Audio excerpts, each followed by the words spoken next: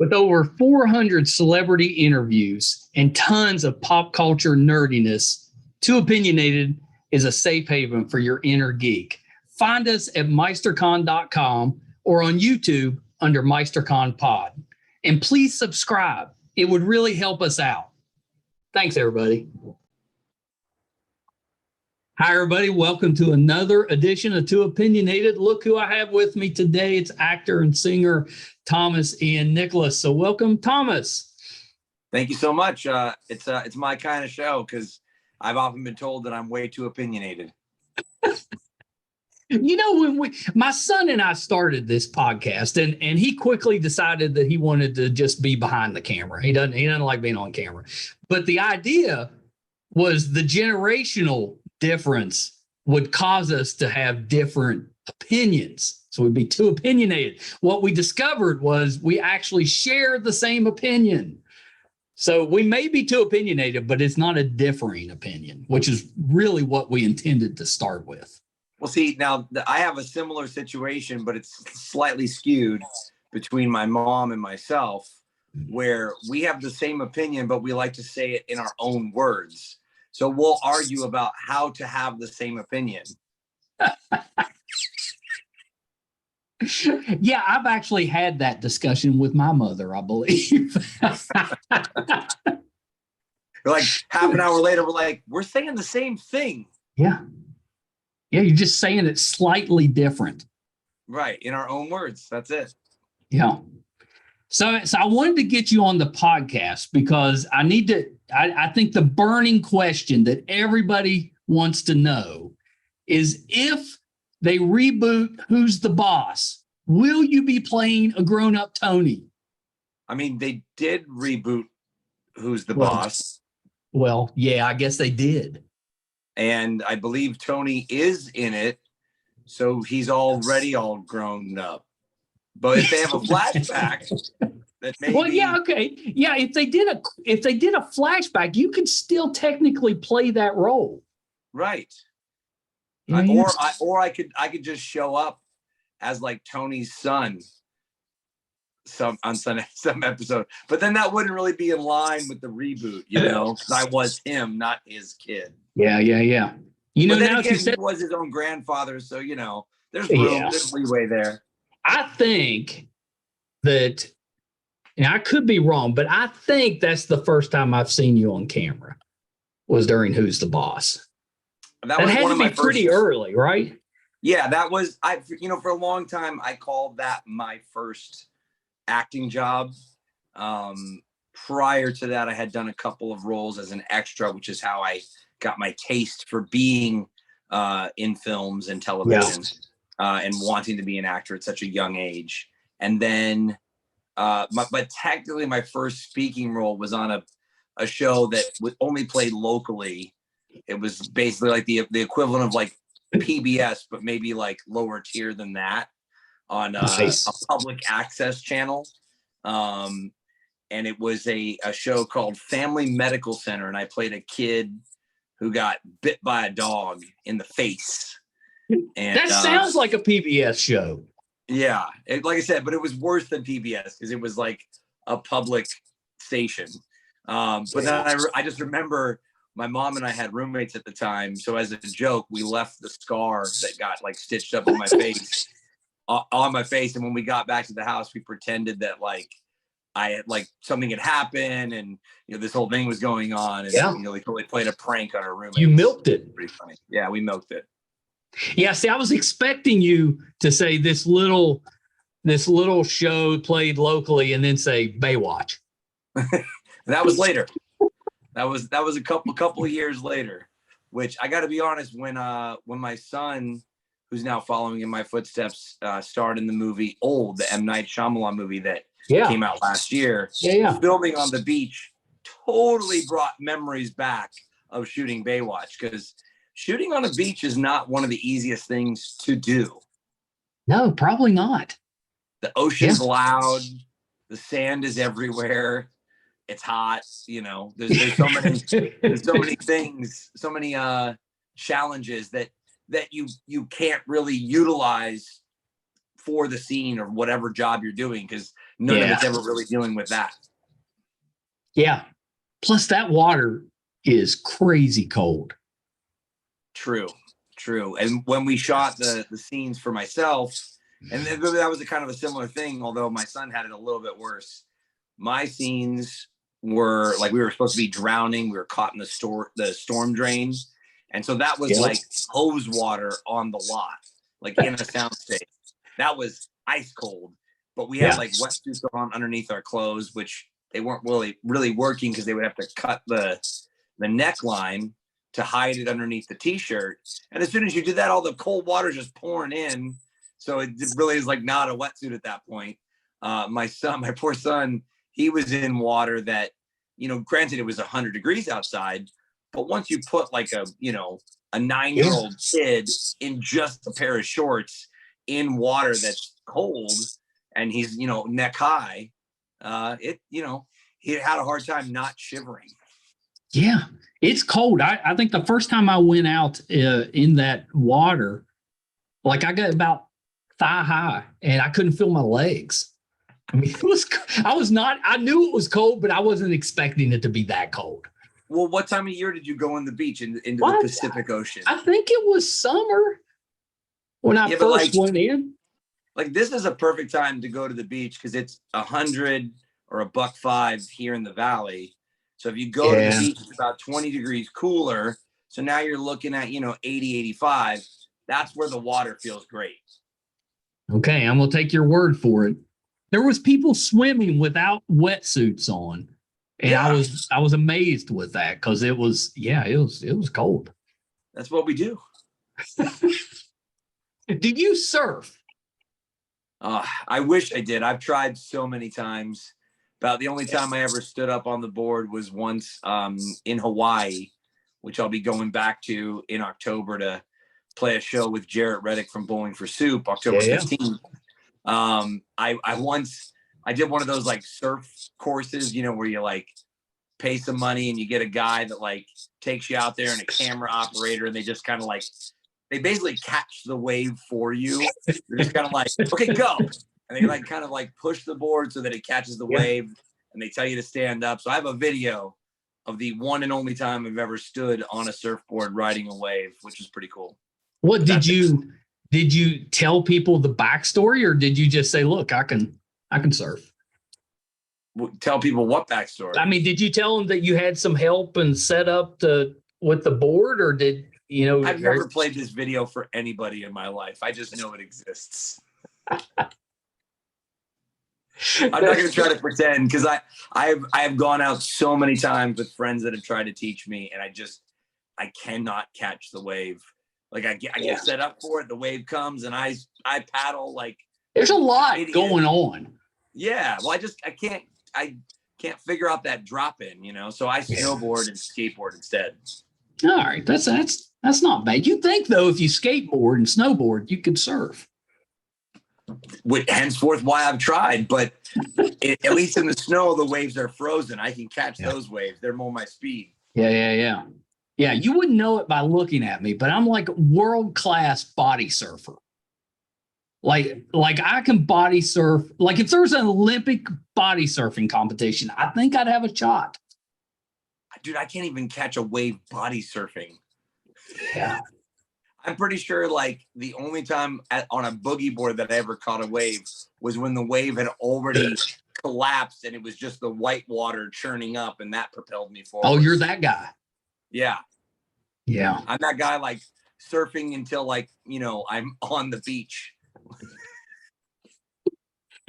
I went body surfing one time at Myrtle Beach, which is like West Virginians' favorite beach. It's like that's where everybody goes. So went there right after I got married, and I'm out there in the water, and I caught this wave, and like I'm under the water, and I'm thinking no one in the history of body surfing has ever went this fast. It was the perfect body surfing effort until I smacked into somebody. And I mean, I hit them hard, and I'm thinking I'm underwater, and I'm thinking I have killed somebody. I hit them so hard. So I come up out of the water, and my wife's standing there, my new wife, and there's snot coming out of her nose and she's crying. I had just hit her right in the stomach, knocked all the air out of her. Needless to say, I'm not allowed to body surface much anymore. Yeah. I can understand that. She hung in there, though. I guess she figured it could only go up from there. I slobber knocked her. How long had you been married at that point when you less than a year? And I'd like to say that's the only time that happened, but it actually isn't. When we were dating, I don't know if have you ever seen those things on a kid's playground where you can like hold on to them and it spins around. So your legs are like up in the air as you're spinning around. All right. But you're holding and it goes pretty fast. And we were doing that with the kids and as a family, only she wasn't real strong in the arms and she let go. And I just whipped around and just sent her flying with that. I don't know this contraption you're speaking of. Like, it sounds like a mini merry-go-round of some sort. It's like a merry-go-round, except you're not sitting on it. You're holding it with your hands and your feet are above, they're off the ground. So you got to hold yourself up. And then as it spins, your legs kind of go out.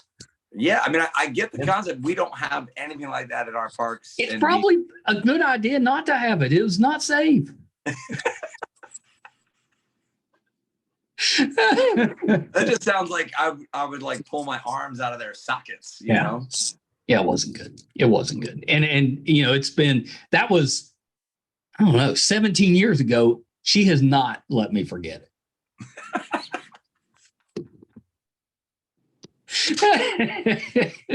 Yeah, there's always those moments with significant others and kids that you do something and they'll remind you of it daily or weekly. Yeah, forever. Yes, forever. So I've been a fan of your acting for, I don't know, forever, because you've been doing this for so long. But I've actually been a fan of your music for a while, and I can even tell you the year. So I got married in 2008, but right before the wedding, my wife, she works for Live Nation.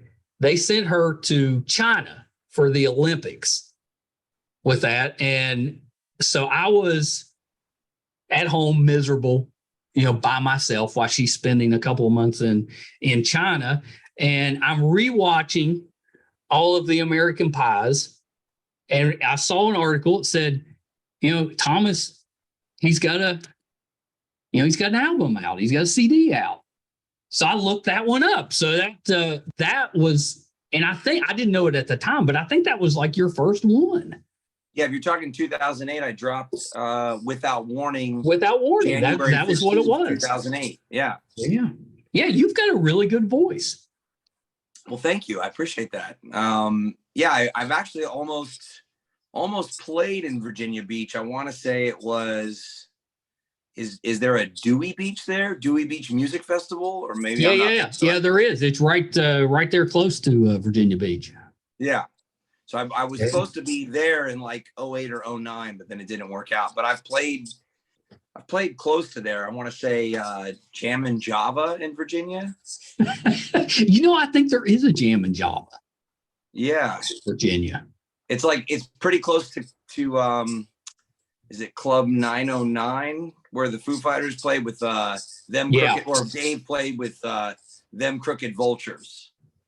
Yeah, that's impressive. So I'm my wife and I, she works for Live Nation now, but at the time when we met, we were both working for Ticketmaster.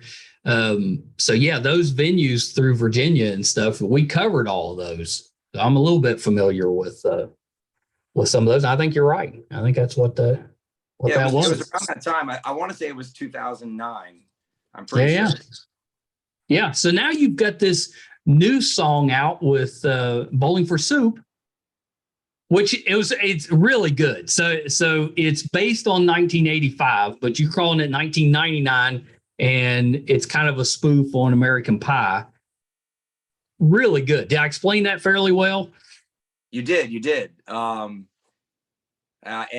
basically, I might be unlike, Weird Al, which I know they got the new Weird Al movie coming out with Daniel Radcliffe. Yeah. And I'm a big fan of his stuff.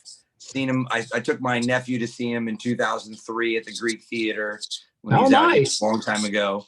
And I mean, I remember listening to, Smells Like Teen Spirit, the spoof that he did. Smells Like Nevermind or whatever he called it. And so I might be the only band, so unlike him, that did a parody of a band, but with the support of the band that I'm doing the parody. Yeah. So the track that you heard, that's actually Bowling for Soup behind me. Jarrett Reddick, the lead singer, is singing the backups, and I wrote the lyrics with Jarrett. So I mean, that's amazing. You think of someone else that's done the same, I'm saying I'm the first one to do it. I think you're right. I think you're right. And you guys came up with the idea like you were on his podcast, right? Yeah, Jarrett's got a few different podcasts that he does. And Bowling for Soup had an album called Bowling for Soup Goes to the Movies. So Jarrett has a podcast called Jarrett Goes to the Movies. And so he had me on there. We did it actually live at the Lava Cantina in Dallas. So we had a live audience. We were watching American Pie, and then we'd pause the movie, talk for about 20 minutes, and then hit play again. And so after the movie, we played an acoustic show. Now, if you've ever seen Bowling for Soup live, they have a lot of fun on stage. They tell a lot of jokes. So I don't think Jarrett really meant it in like a substantial way. I think it was just a off the cuff remark, a spur of the moment, only lived in that moment. He finishes the first chorus in 1985 and he goes, we should sing lyrics about American Pie instead. So we tried it and failed miserably off the cuff because it was, how do you sing that fast and rhyme and come up with, ideas? You don't. Right, you don't. So we did it. It was just like this funny moment. We laughed it off and he moved on to the next moment, but that stuck in my brain. And I remember I sent him lyrics the next day and he goes, oh, that's really funny. We should make a TikTok. And so I did. And then the TikTok got 500,000 views. And Jarrett's like, all right, come to Dallas. Let's punch up the lyrics and do this right. Yeah. Now, that's pretty great. That's pretty great. Are there plans for a sequel? A sequel to 1999 or a sequel to American Pie? 1999. Well, there's another guy out there. I'm spacing on his name right now. He's also a TikTok like influencer that did a version called 2005. And I know that one's already done and everyone's kind of waiting for it to come out. And basically Jarrett was supporting that one as well. But I think I got to kind of swoop in first so that it could be chronological. And I was even saying to him at some point, we should release do a release with all three together, 1985, 1999, and 2005. Yeah. Yeah. I'm 100% behind this idea. I know that's what you were waiting on was my approval to. I was waiting on your opinion. Yeah. Well, it's strongly in favor. That's my opinion. And you know what? I have to agree to you. I have to agree with you. I think it's a good idea. It's not too opinionated of you to say that. Didn't you have a song on one of the soundtracks for American Pie? I did, finally. It only took me 13 years to get one there because technically speaking, even though Without Warning is what I call my first album, I released some music prior to that. I've destroyed all copies. Don't try to find them. But I had an album that I had dropped in 97, 98. And so that's quite a bit before. Yeah. So I tried to get songs on each of the soundtracks, but I finally got one on American Reunion. My song, My Generation, that I wrote with Damian Starkey, who played bass for Puddle of Mud for a little bit. Oh, and love Puddle of Mud. Lead singer for Saliva played drums on it. Yeah, that's a pretty good group. Yeah. I mean, if you're going to do it, you might as well get some good people to help with it. No doubt. I finally landed that one because I kept calling them and saying, hey, can you put a song on the soundtrack? And they kept saying yes, but not doing it. Mm-hmm. And so finally, when we did American Reunion, I remember I asked production, I said, hey, where are you guys doing the rap party at? And they said, oh, we don't have a venue yet. I go, oh, I found one for you. And it just so happened that the downstairs was all a bar and like you had video screens so they could play the bloopers and all that stuff. But upstairs was a venue. And I sort of, kind of, I would say planned it a little bit, but played a show. And then when I went to the bar to get a drink, Hayden, because it was John and Hayden who directed and wrote American Reunion. Yeah. They're now co-creators of Cobra Kai. Obviously, that little show, a little tiny show. Well, technically speaking, it was a little tiny show because it was only on YouTube, not doing anything until it went over to Netflix and then blew up. But yeah, so Hayden came up and he goes, "Hey man, do you think you could like cover, Lit for the soundtrack?" And I was like, "Yeah, I can cover anything you want." And then they ended up picking one of my originals instead. That's pretty awesome. That's a good initiative, I think. Bringing them into your a place you're going to play in anyway. That's a good way to do it. You took it into your own hands. I did. I had to get a little shifty with it, a little bit more ingenuitive. Very, very Saul Goodman of me. My son would appreciate that reference. He's a big fan of the show. I didn't give it a shot for a long time, but now that the last season dropped, I've been binging it like mad for the last few weeks. Yeah, it's so good. He's really talented. Oh, Odenkirk or Odenkirk. Well, Odenkirk either one. Awesome. Vince is terrific too, but just the expectations were very high because of Breaking Bad. So there was a lot of room for him to fail, and it did not. I mean, it's every bit as good, I think. Yeah. No, it's cool. I mean, I definitely think that, from the cinematic standpoint, Vince definitely loves his long shots. Like just this big but they're beautiful. Like I feel very like-minded to some of his shot choices. And I'm just like, okay, I get it. It looks beautiful. Let's go. Move it. So now this may be, you were looking for first. I'm going to guess that you are the first actor that has ever played Walt Disney, Frank Sinatra Jr., Martin Scorsese, right? I'm betting there's no one else that's played those three. Let's not forget Abbie Hoffman, though other people have played Abbie Hoffman. Oh, right. That was the Chicago 8, right? Chicago 8. Yeah. Excuse me one second. I just got to grab a charger for my phone. It's about to die. Yeah, we don't want that to happen.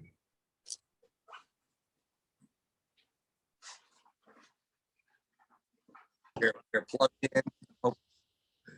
Hopefully that works. The phone is saved. Okay, good. Yeah, that'd be a great way to end the podcast, right? Just like, well, I guess Tom's done talking to me. It's done. It'd probably be like our most viewed episode. I have to say my best friend, Matt Kennedy, who's in a band called The Dangerous Summer, 90% of our phone calls end with his phone dying. I think I've got that friend. I'll tell you now, it's not dying. No, it is. I've been with him, man. He always is in the reds. Because as soon as he charges it up, then he calls me back. Yeah. See, my stepson does that. Like, I've never seen his phone not in the red. I'm like, do you ever charge it? Like, he doesn't charge it until it's completely dead. Right. I mean, who does that? Well, apparently a couple of people.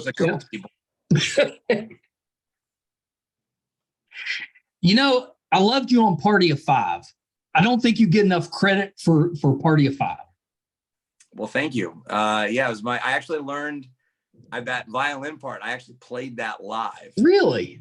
I mean, it's the recording that you hear is not live, but I put resin on the bow and played it live and got like an ovation from the crew. That's impressive. I mean, granted, it was only, rhythm. It wasn't like lead stuff, but it was just the stuff I was doing underneath. That's impressive. I was gonna say hi to my daughter really quick. Yeah, of course. Hello, I love you.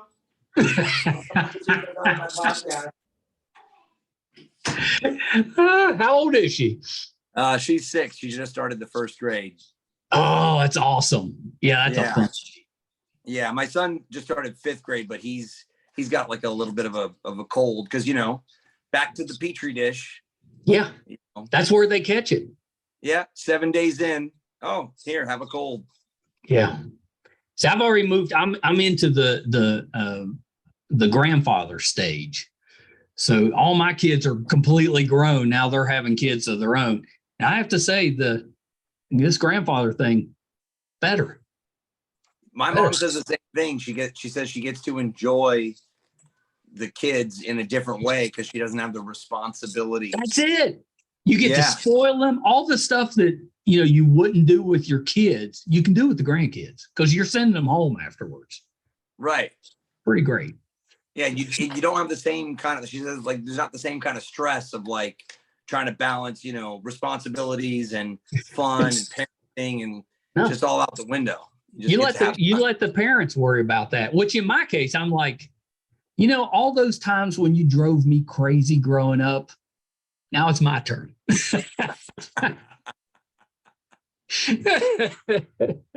So when you were growing up, what were you doing in high school? Were you in theater? Were you in a band? What were your activities like?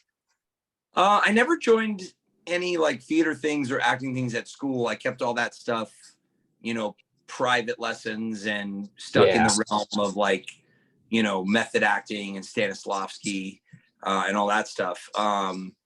But yeah, I was doing all this. I mean, I started acting when I was 6. Yeah, you were young. And then I started playing music when I was about 14. So, but in high school, in junior high school, it was tough to kind of balance both worlds. So when I went to high school, I started going to quote unquote professional school. The government only requires 15 hours of schooling per week when you're on set. So for actors, we created these schools that provide the same sort of time period, 3 hours a day. So you have time to do auditions and, and all of that stuff. So that's what I was doing in high school. So I had plenty of free time. See, I was always one of those kids that hated school. Maybe that was the out that I was looking for. I should have just went into acting. There it is. I could have cut it by more than half. My son gets home from school sometimes. He goes, Dad, I got to get another job so I can get out of school. Did he come to you wanting to act? Was that like his like, oh, I want to do that? The way that it started for my son, which my daughter's made it very clear she has no interest in acting. Yeah, because she's watching her brother go through it, and she's like, nope, not for me. The way that it started for my son is he was very intellectual. Like I think this is a fairly common thing where the first kid's more of a brainiac, and then the second kid's more of like the id, and it's right. They sort of develop, more physically at first, mainly to protect themselves from having. That's right. That's right, because they have to. Right. It's just like the way that everything just kind of works out the way that it does. So my son being like the brainiac that he was, and when I say brainiac, I mean he was like 2.5. I have a video of him on Facebook where he's 2.5 and he looks at the floor and the light shining in through the window, and it was making a shape, and he goes, oh, it's a little trapezoid. And I go, and I took my phone out, looked up, what's the shape of a trapezoid? I go, oh yeah, you're right, son. That's right. That's a trapezoid. So that's pretty smart. Yeah. So I put him in acting lessons to help him, I guess, kind of figure out the social aspect. So that when he started in preschool, he would be able to utilize, some of those techniques to intellectualize social interaction. That's smart. Well, because acting is like playing a music instrument. You're just the instrument. And so he started piano when he was 3. So I was like, okay, well, let's also play this instrument. And it was through that he was adept at it. And so then it started to kind of like be a thing where I was like, okay, well, maybe we'll try some voiceover auditions just for us to have the ability to practice some of these techniques that you're learning at acting school. So I got him an agent and I said, listen, just voiceover auditions. We'd work on it at home. We'd send it in. It was something fun for us to do because I'm not a sports guy, it was like our version of playing catch. Yeah.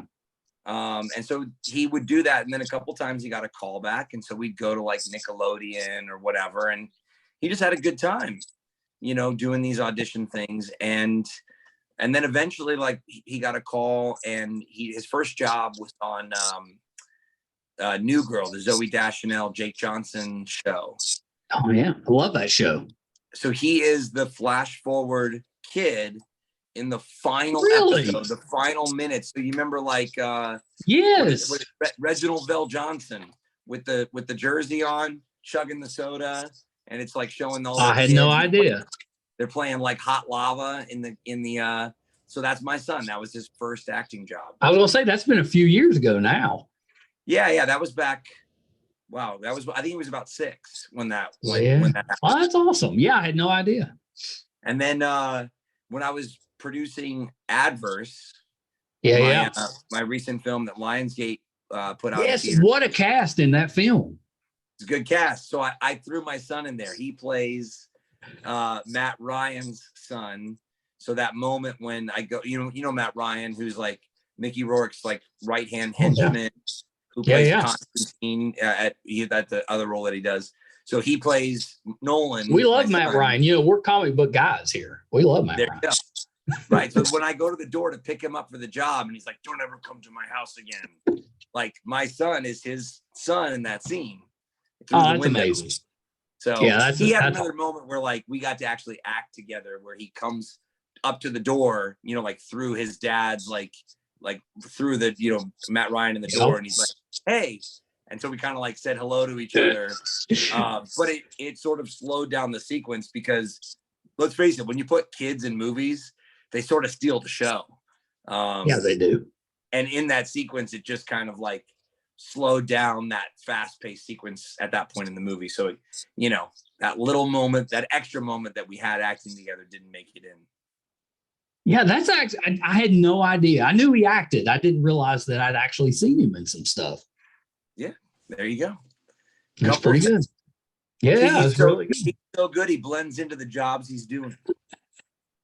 Yeah, for now. Right. Yeah, it won't take long. It won't take long. So even with Rookie of the Year, you're not a sports guy? I mean, I learned how to pitch and I learned the mechanics of pitching to do that job. Same way I learned how to play violin for Party of Five. Same way I jumped out of a plane for a terrible movie that we don't need to talk about that I was in. But I often will do things within reason, mind you. Yeah. You won't see me like, you won't see me preparing for like a serial killer in such a way. But within reason, I'll always do something that's in the vein of the character. It didn't spark like a love of baseball though. Like you didn't want to go out there and join a little league team or anything. Okay, so after the movie, I joined my junior high school baseball team. All right. And the rule was, if you missed a practice, you had to ride the next game on the bench. Okay. I missed practice every week for auditions, so I rode the whole season on the bench. I think I played in like maybe 3 games of the entire season. And then afterward, the coach, this one's terrible. I can see the irony of it now as an adult, but as a kid, it was embarrassing. Right. He gave me the Rookie of the Year trophy at the end of the season, which was very undeserved because there was nothing like, I was no Rookie of the Year. I barely played. So it was very just my like, oh, you're going to get the Rookie of the Year trophy because you were the Rookie of the Year in the movie. And I was just like, yeah, I don't like these sports people. Yeah, I was going to say, this sounds like my type of coach.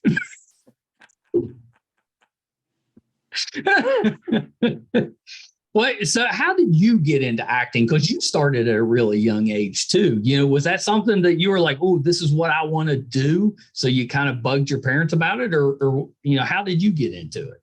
Well, I didn't bug my mom until after I got a little taste of what it was like to be on set, which so we came out to Los Angeles in the mid 80s for my mom to pursue her career in acting, which she had done before she had me, when she was like 19.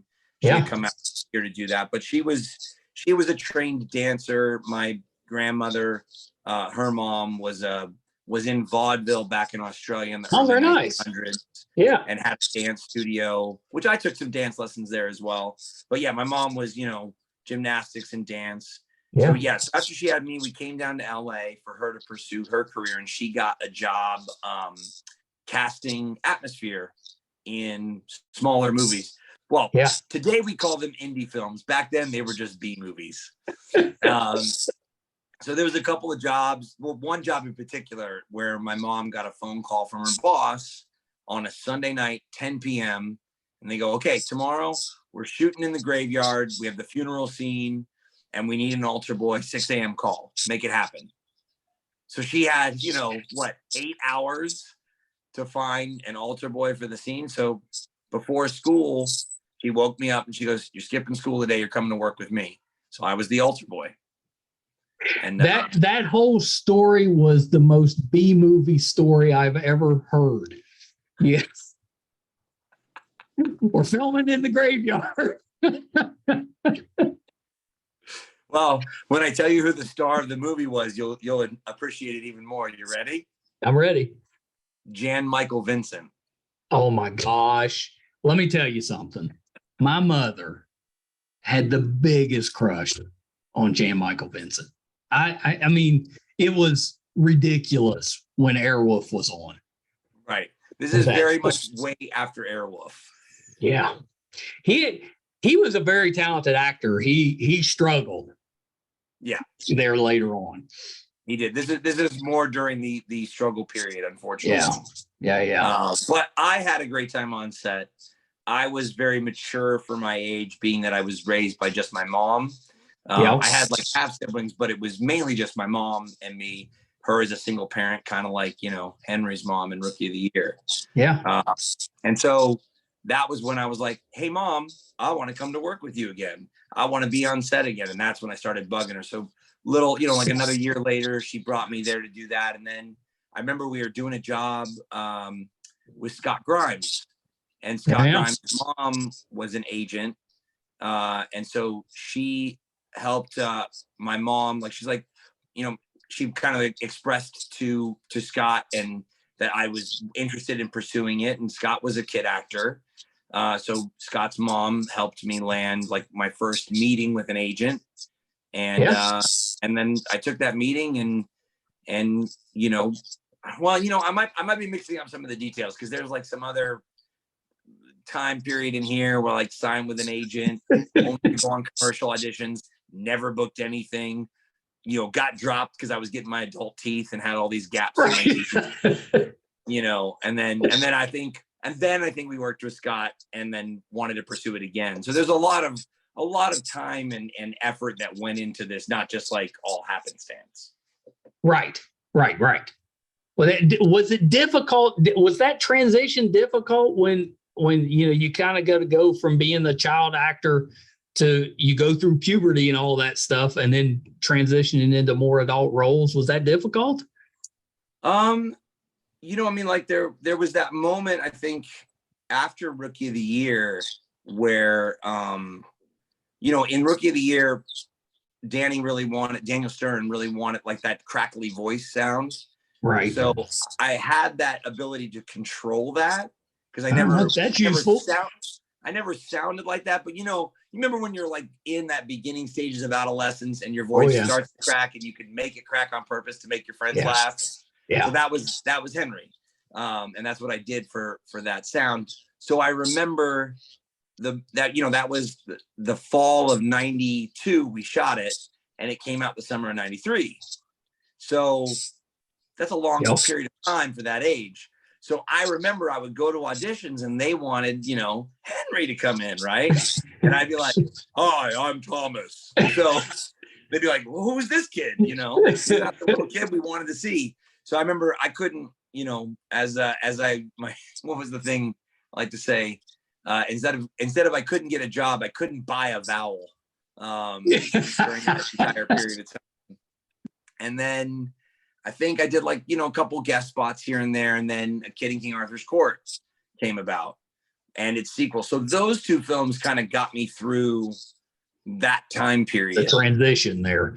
Yeah, or sort of coming out of that transition so that I had work at 14 and 15, I took my oldest at the to see Kid in King Arthur's Court. I didn't know anything about it other than the fact that growing up, one of my favorite books was The Connecticut Yankee in King Arthur's Court. And I was like, how could it be bad? So I took it, and it was great. We had a blast at that one. But that's one that she still brings that up, that's one of her favorite movies. So it's awesome. Yeah, it's pretty good. And ironically, to tie it all in with Disney, that was one of the last feature films that had an official Mickey Mouse short film in front of it. Do you remember the Mickey Mouse short film that played in front of it? I don't. Yeah, I don't. I remember that they used to do that all the time, but no, I don't remember for that one. Yeah, we were the last one. So that short was called Runaway Brain, and it was basically like a Mickey Mouse spoof on Frankenstein. Oh, very good. Yeah, I'm surprised I don't remember that. That sounds like one I would enjoy. It's a good one. It used to be like when I was growing up, we had a local drive-in, and they would show 2 Disney movies every weekend. So you'd see like the cartoon, and then they would have the feature movie. But before the feature movie came on, they would have the little cartoon, in between the two. Yeah, the short. That was kind of the thing they always did. But then, like I said, it stopped. At A Kid in King Arthur's Court was the very last time we need to bring that back. I agree. Yeah, those were fun, especially for kids. Kids love that stuff. Now you just get to watch a 15-minute movie made by the theater about how you shouldn't talk or text. Yeah. Yeah, shut up. Go buy some food and shut up. Do you play any instruments besides, halfway the violin? Well, I mean, I play guitar in my band. Mainly rhythm, though, not really lead stuff. Although, funny story is, I just did this Whistle Stop UK tour a couple weeks ago. I did 5 shows in 6 days. Oh, nice. In the UK, I was driving myself around on the wrong side of the road. Nice. So I had a pickup band at 3 of the 5 shows. So we get to the first show, and the guitar player I'd hired looks at me. Now we're 10 minutes late to the gig. I'm setting up, plugging in my pedals and getting my power going. I'm tuning my guitar. And he looks at me, he goes, so you play the lead parts, right? And I was like, no, dude, I'm the rhythm guitarist.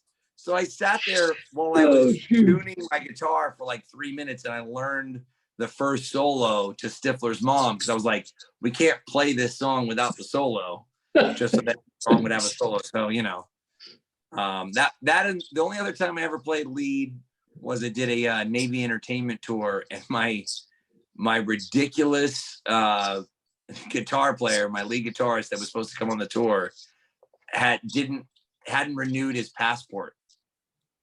And so he let it expire. That seems like something you might need. His birth certificate was in Ohio, where he's from. Yep.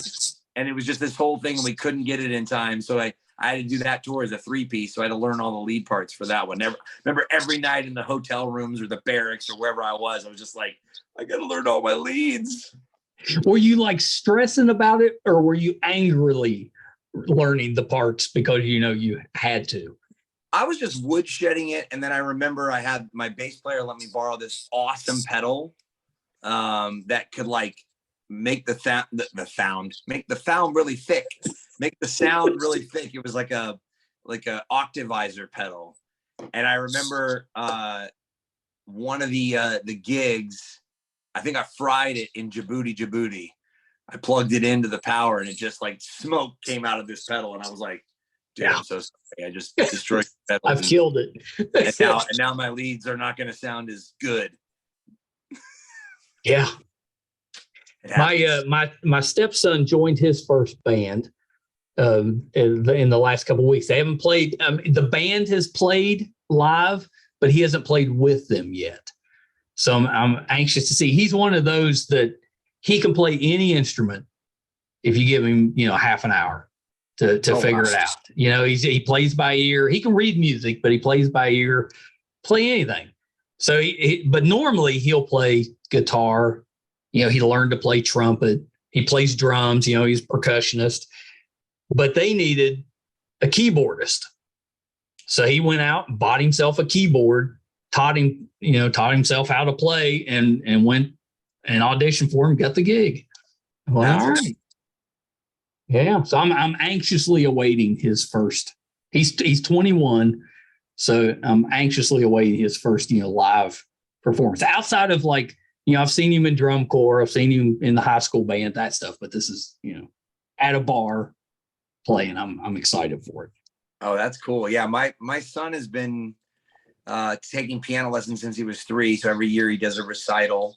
Last year was some Harry Potter themed music and For Elise. And this year he's working on an adaptation of Beethoven's Fifth Symphony. Oh, is that all? Just that. Yeah, that's all. So, it just reminds me of my favorite dad joke, which is, what is Beethoven's favorite fruit? What is it?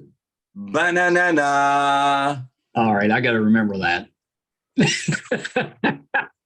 I can use one that for your grandkids. That's right. I can use that one. I want to save that one. See, I had a couple of years of piano lessons when I was probably about your son's age, and I was horrible.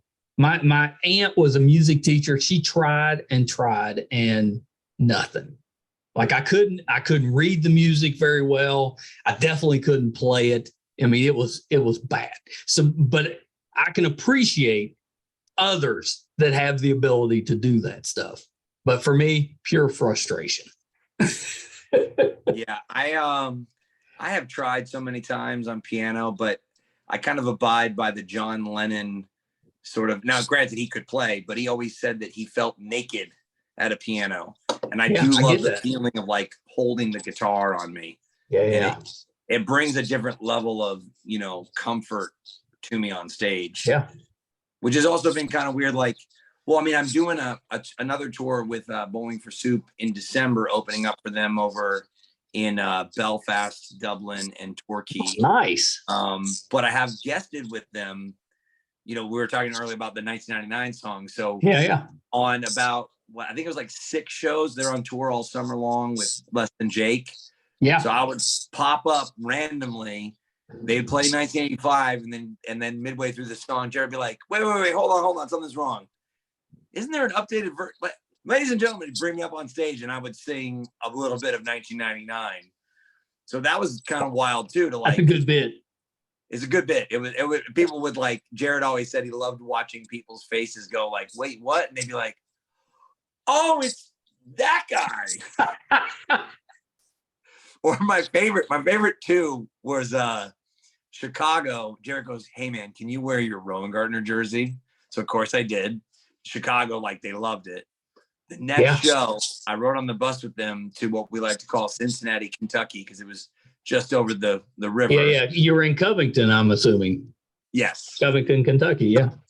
Somewhere over there. I can't remember the exact. I literally have said Cincinnati, Kentucky so many times I forgot what city. Yeah, it's right there. So I thought it'd be really funny if I wore the away jersey. They did not like that. I got on stage with the Cubs away jersey and I got booed by all the Cardinals fans. And so the funny thing is I look at them and I go, oh, come on, guys. Don't be mad just because I struck out Pedro Guerrero. And then they all laughed. And then we did the song and it was good. Yeah, that's awesome. What a great idea that's led to all of this. All this? I mean, that's pretty amazing. I mean, you're just on a podcast. Next thing you know, you're touring. Right? Riding on a bus with Bowling for Soup. I mean, that's pretty great.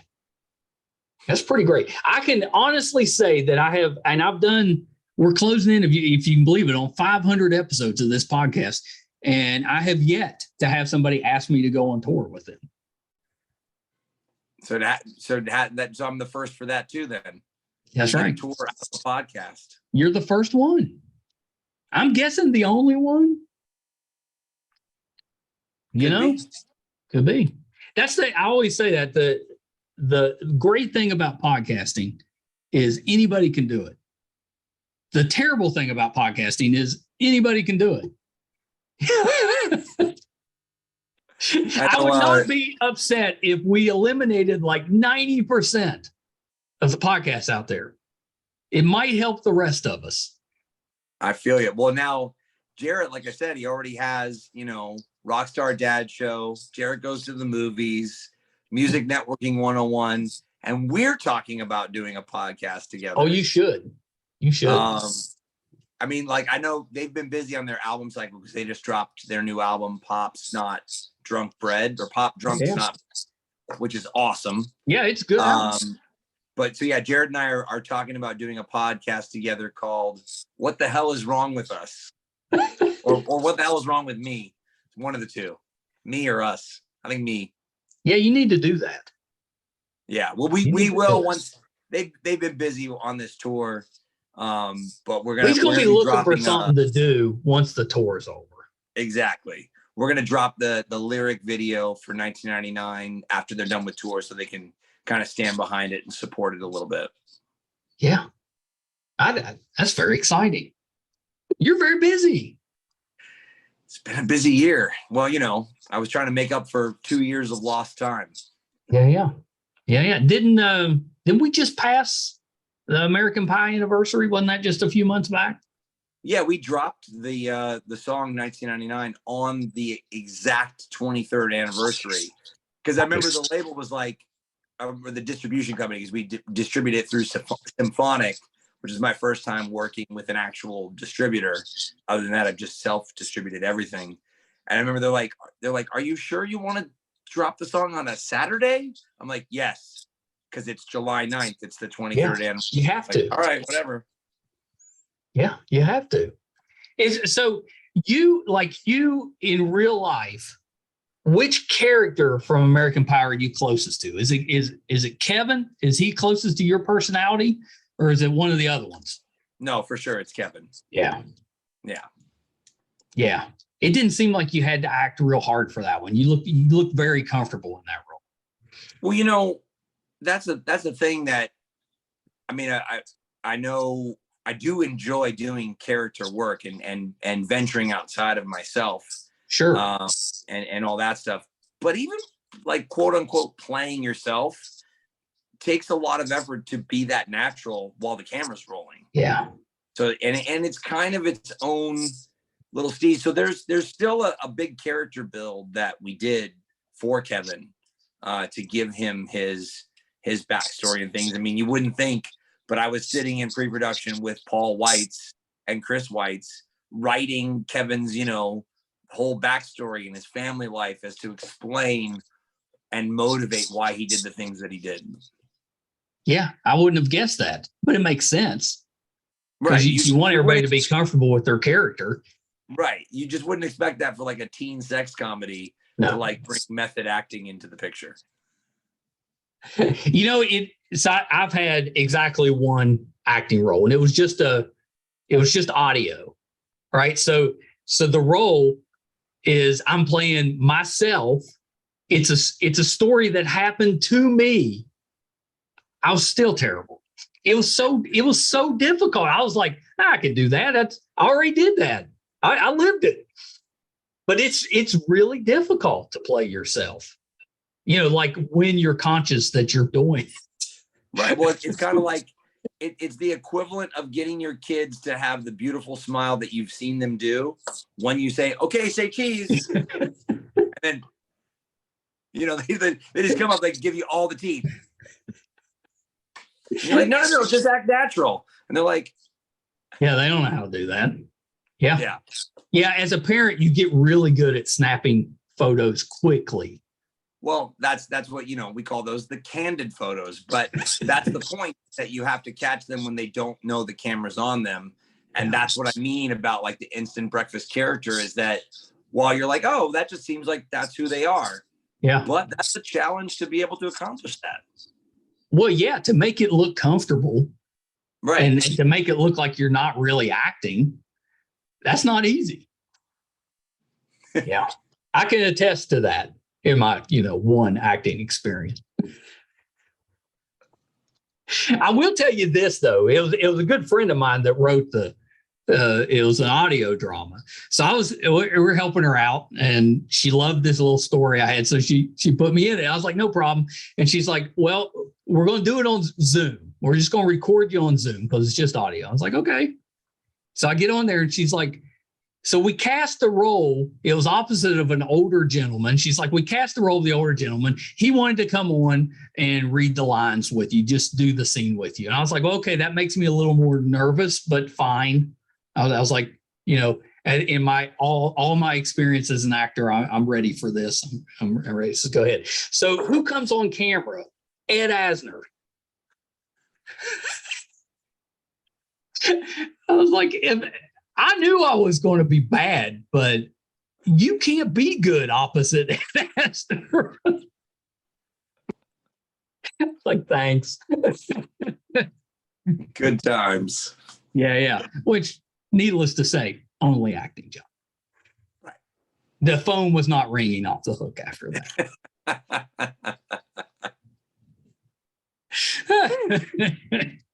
Well, Thomas, thank you so much for taking some time with me. I was so excited to find out that you were coming on the show. I love your team. They're the best to work with. So I sent them a note, and I was like, hey, saw you guys work with Thomas. I'd love to have him on the show. And they were very nice to be the go-between. So I really appreciate doing this. This has been terrific.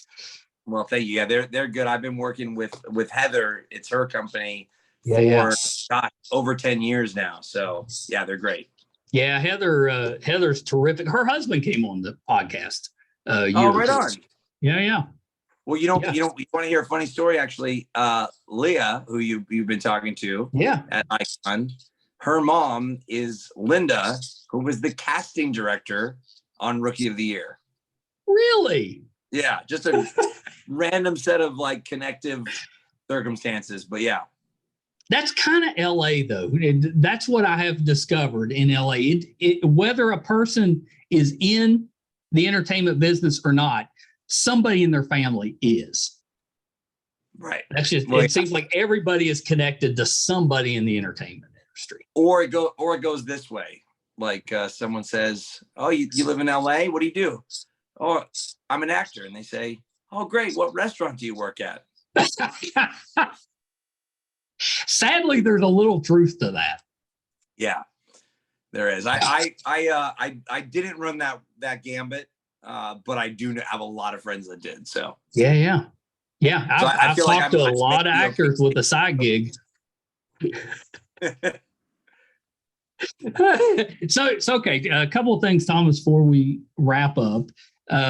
Anything that you're working on currently outside of the touring with the music, which is terrific, that we can kind of keep an eye out for? Yeah, there's a couple things on the music side. I'm writing for my 7th album. That's crazy that you've got that many albums. I was going to guess 5. Well, and I'm also not counting the first 3. We pretend those don't exist. So it's really 10, but we're just going to call it 7. And you need to count those songs. Double digits.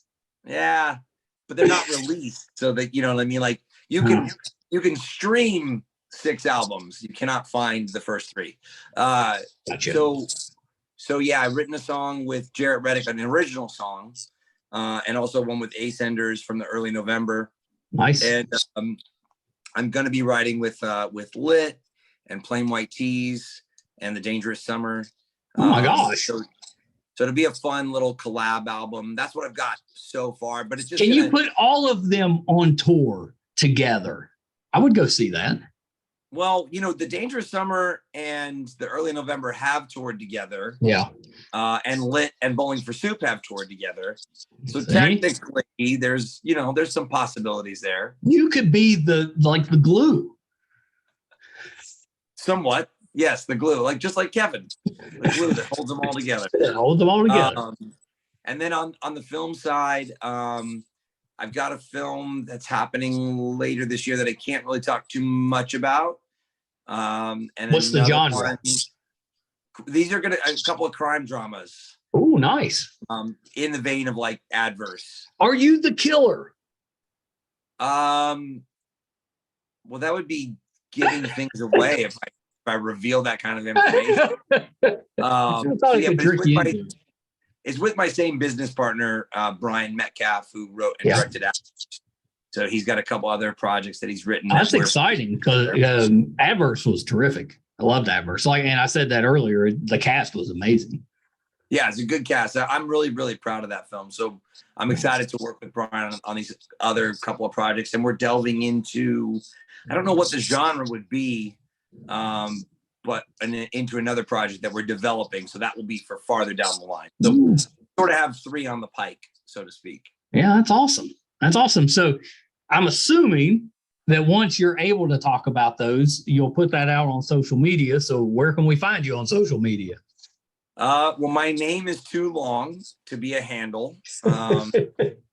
And so everything is Tin Band, TINBAND, Tin Band. Yeah, so I like that one. Yeah, that's unique. Twitter, Instagram, TikTok, Snapchat, Facebook, website, the whole 9. Yeah, see, that's the way to do it. That's the way to do it. Except it gets weird with Spotify, because then it's got to be Thomas Nicholas Band, Yeah. It's not the official Spotify.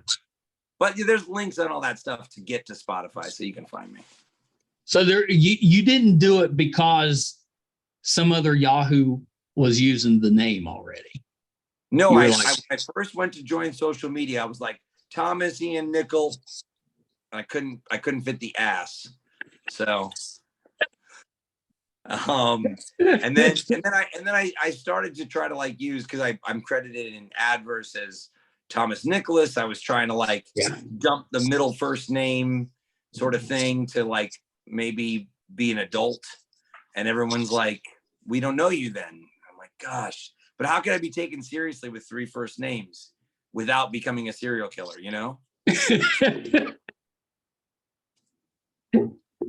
I think you need to be knighted and get a sir in front of it, and then it makes it work. I was knighted. You saw the movie, Sir Calvin Fuller of Reseda. Doesn't that count? I think that counts. I think you can legally start using sir in front of your name now. Sir Thomas Nicholas. I mean, if you started doing that, would anybody even blink? Would they be just like, okay? I mean, I probably have a better chance of getting knighted now with King George, Oh yeah, absolutely you would. Now's the time. If not now, when? I mean, Ben Kingsley's knighted. Why can't I be? Why can't you be? Anthony Hopkins knighted. Why can't I be? Patrick Stewart's knighted. Right, there you go. You're next. I think now that we've put it out into the world, you're next. Perfect. Next time we talk, you'll have that on your next, Sir Thomas. I'll be like, I knew it. I called it. All right, I'm gonna be waiting for my phone to ring then. Yeah. You might want to be doing some other stuff while you're waiting. Fair enough. Keep yourself busy. Well, Thomas, thank you so much. I hope at some point you'll come back and we do this again. That sounds like a plan. Thank you so much for having me on. Yeah, absolutely. Okay, hold on one second. How great was that? Thomas Ian Nicholas. That was a lot of fun for me. I hope you guys enjoyed that. I think he's such a talented individual, not just on the acting side, but a really talented musician and singer as well. And he's been doing this now, for, I don't know, 30 years or so. It's pretty amazing. So I hope you guys enjoyed that. I know I did. if you would like to support us, this podcast, all we're asking is for you to subscribe. It's free. You can really help us out on our YouTube channel, MeisterCon Pod. Just go there and subscribe. Really helps us out. Helps us to secure more and more guests. So please do that if you're so inclined. You can find, we are releasing, I think we're up to episode 455. You can find all of those, audio and video, on our website, meistercon.com. It'll let you know if we're going on or if we're going to a convention, if we're going on location, if we're doing something in studio. All that'll be on the website, meistercon.com. So please check that out. Thank you guys so much for tuning in again this week. Definitely don't take you for granted. Until next time, bye everybody.